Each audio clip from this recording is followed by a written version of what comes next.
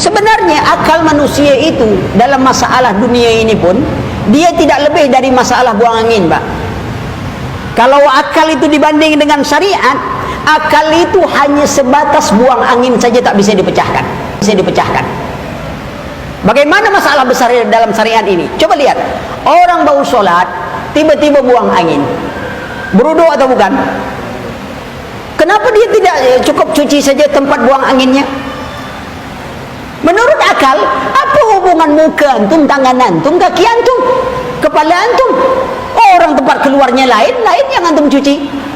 Menurut akal seharusnya tempat keluar itu yang harus dicuci. Tapi ketika antum mencuci tempat keluar, antum sholat, apa kata orang? Gila antum, tak wuduk lagi tak ini. Tapi mengatakan wuduk itu siapa? Syariat, bukan akal.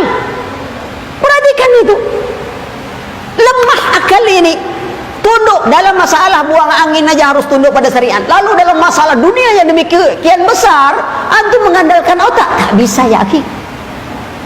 Allah sudah sebutkan, wa in tanazatum fi syai'in farudduhu ila Allah. Apabila kalian berbeda pendapat tentang sesuatu, kembalilah kepada Allah dan Rasulnya, bukan kepada akal. Akal ini sangat lemah. Angin ada, bentuk angin tak ada yang tahu. Masuk dalam minyak jadi minyak angin, masuk kereta, kereta angin, masuk dalam badan, masuk angin, kentut keluar angin. Tak ada yang tahu namanya bentuk angin. Akal kita terbatas, tidak bisa kita jangkau. Maka kembalikan kepada, karena tingginya syariah, maka agungkan. Ketika hadis sudah datang, antum tidak punya pilihan yang lain, tidak punya, harus kembali, karena ini tuntunan. Tidak ada yang bisa menyelamatkan kita kecuali apa yang telah menyelamatkan umat terdahulu, sunnah Nabi SAW. Karena orang Islam tidak perlu filsafat. Memang ahli filsafat dari dulu sudah ada.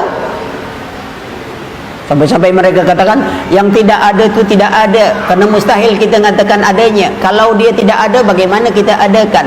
Entah, bingung bercakap. Yang tidak ada itu tidak ada, karena mustahil kita mengatakan yang tidak ada itu ada. Sedangkan tidak ada itu perubahan dari yang ada menjadi tidak ada. Yang tak ada, bagaimana kita katakan ada?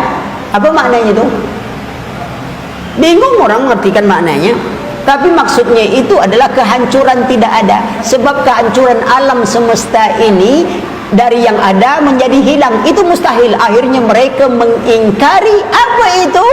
Hari kiamat.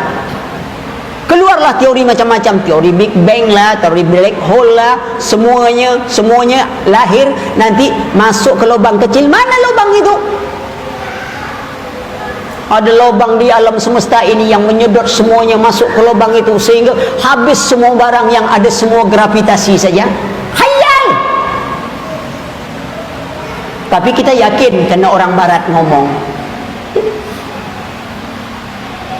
Allah ngomong kita tak yakin. Lihat kelemahan kita. Ingat Rasul sudah katakan, bukti kita iman, kita cinta pada Rasul, kita dahulukan. Tidak, saya yakin pada kalau Rasulullah. Tapi kan tak masuk akal.